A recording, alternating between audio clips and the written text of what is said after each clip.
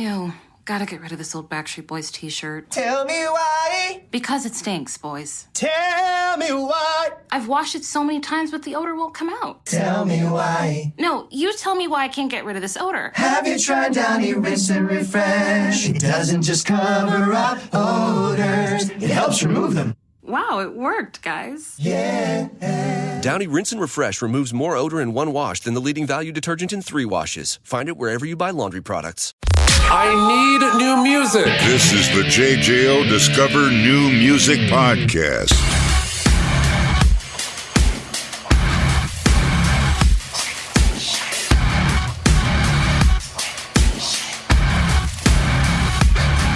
From Code Orange, Jami Morgan. Jami, how are you, my friend? What's up, my man? How are you? I'm doing great. Good. Thank you so much for taking the time. Excited to talk new music from Code Orange. Originally Code Orange Kids, which brings me into my first question. From starting this band in high school, having to tour between semesters, not being able to play in some bars and clubs because you guys weren't old enough, to here we are now, 5th album in. Obviously, you've gotten your feet wet now in the studio. However, I want to bring up, this is the first Code Orange album to be completely self-produced. What was the thought process to be fully hands-on with the above compared to previous works? Yeah, well, a good thing to understand about us and to like a way to think about it is, people start bands when they're kids and they join different bands in high school, and eventually maybe if they're, musicians get into their band, but our band has kind of always been the same people morphing and changing in that way since we were, we met when we were all 13 years old. So, we've been, I think we really started on this journey, when we were probably 20, 19 years old, and have been just grinding ever since and learning skills, gaining the tools to produce our own deal. And, we've worked with killer producers in the past, but we just felt like a lot of times there's kind of like a tug of war of process and of like how to finish certain things. And we just wanted to take it all into our own, into our hands. We do all our own art. We've directed our videos recently. We've been in all of our own shirts since day one, every merch design you've ever seen. So it's just one unified vision. I love that. And, I'm sure going into this, there had to be some hesitation, some apprehension, like, oh, can we do this? I know the confidence is there. And again, having that relationship for such a long time with all the band members, you can lean on each other. But was there ever some moments of maybe a little bit of self-doubt, like, oh, we're taking on a lot, or we don't know if we can do this? Was that ever getting into the self-production of it? For sure. Definitely a lot of self-doubt. And, but by learning, we've lost some of the hubris to think we can do everything. We knew we wanted to be the maestros. We knew we wanted to record all the things we wanted to record. But then, we also bring Steve Albini in to help engineer the band and work with, a legend like that and learn from him and learn from these different people and continue to grow and not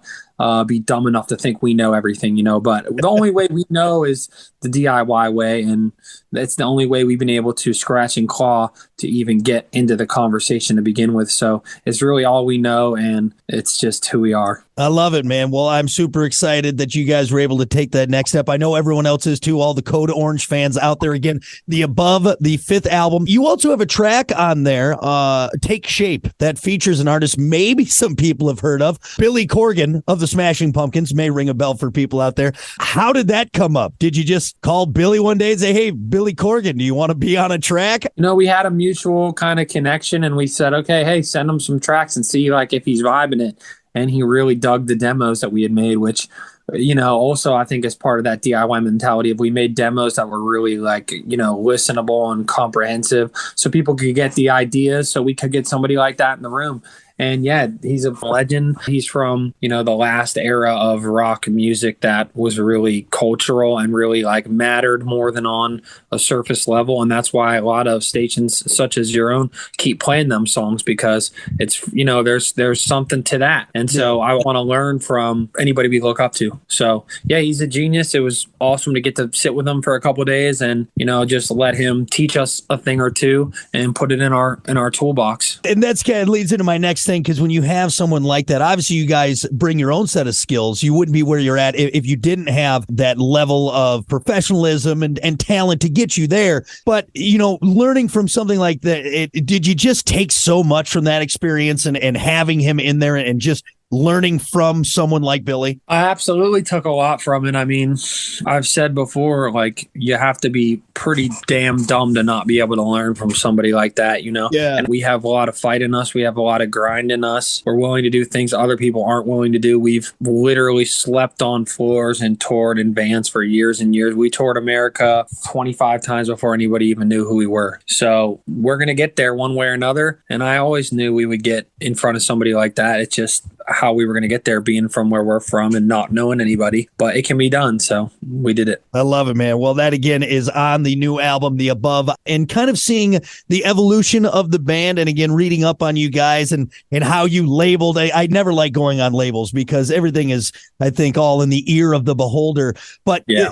Where would this album sit in the catalog of Code Orange compared to maybe the first album, early stuff there? Where would you let this fall sound-wise in that evolution of Code Orange? Yeah, I mean, I think culturally we come from kind of the hardcore, like, punk rock world and extreme music world. But, you know, as we've evolved, we've carried a lot of that spirit and even a lot of that sound. I think it just continues to evolve into its own beast. I mean, what I really do think we do that a lot of others don't is we mix these things together that aren't always mixed. You know, we take rock music in its purest form, some forms of extreme music, modern hip hop production, electronic production.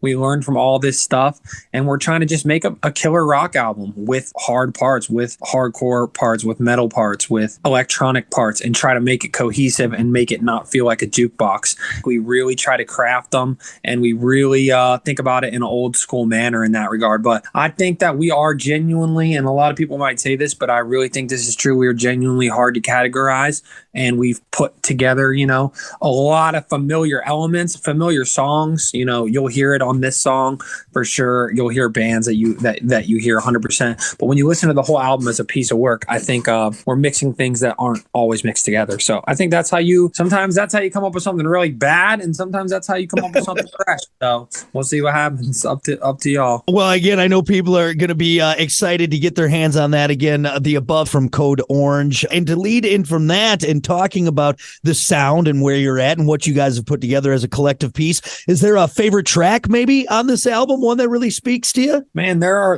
really are so many that I love. I mean, it almost depends what kind of listener you are. I think maybe Take Shape's a great one. There's a song on there called Circle Through that is a killer. It has a little bit of almost like a Nirvana bounce to it, but done through our lens and with some electronics and some different brighter elements. But there's a lot of good ones, man. It depends on your taste. It really is an album. Check out the whole thing if you can, but I think Take Shape's a great call. Circle Through is a great call.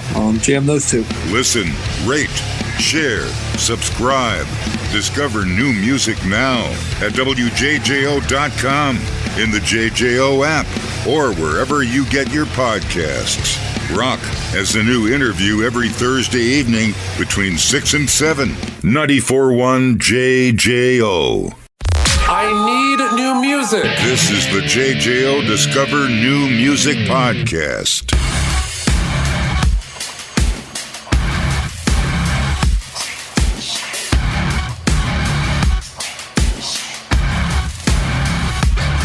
Plenty more to come from these young whippersnappers. Of course, now I can't even say that because you've been doing this. You've been hammering away now since 2008. You're old men in the league now. You're experienced. Hey, we're grizzled young veterans.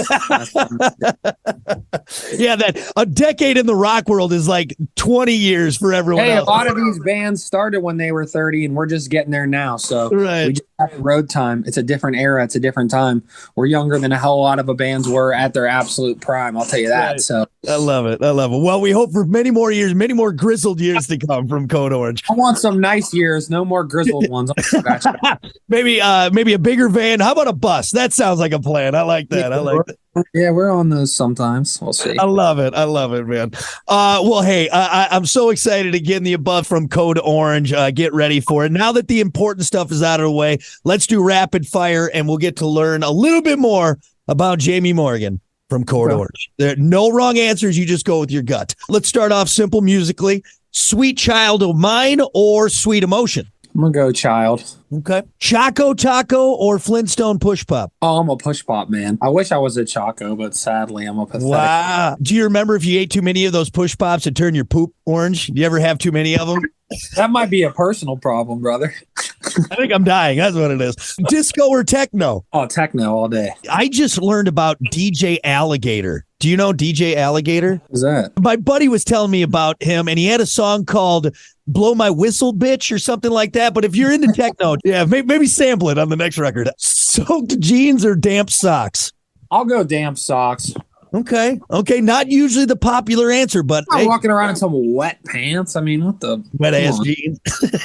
Would you rather see Bigfoot or the Loch Ness Monster? Bigfoot. Loch Ness Monster ain't real, and Bigfoot is. So there you go. Now, okay, hold on. Are you a believer in the Bigfoot? And now you're from the Pittsburgh area. I don't know if there's you see a lot of Bigfoots around there? Gun to my head, I don't know if I'm a believer, but if one of them is real, it's definitely Bigfoot. Last one. Would you rather fight a man with bear arms or a bear with man arms? Man with bear arms, no question. I'll armbar his ass. I love it. You thought bear's going to bite you. That's right. And you give them opposable thumbs. I mean, well, that's just insane. That's insanity. I'll beat the bear arms. I like it. Good answers. All right, Jami, thank you for humoring me. More importantly, thank you for talking new music. Again, Code Orange, the above. Go get it. I appreciate it, brother. Thank you, man. Listen, rate, share, subscribe. Discover new music now at WJJO.com, in the JJO app, or wherever you get your podcasts. Rock has a new interview every Thursday evening between 6 and 7. 94.1 JJO.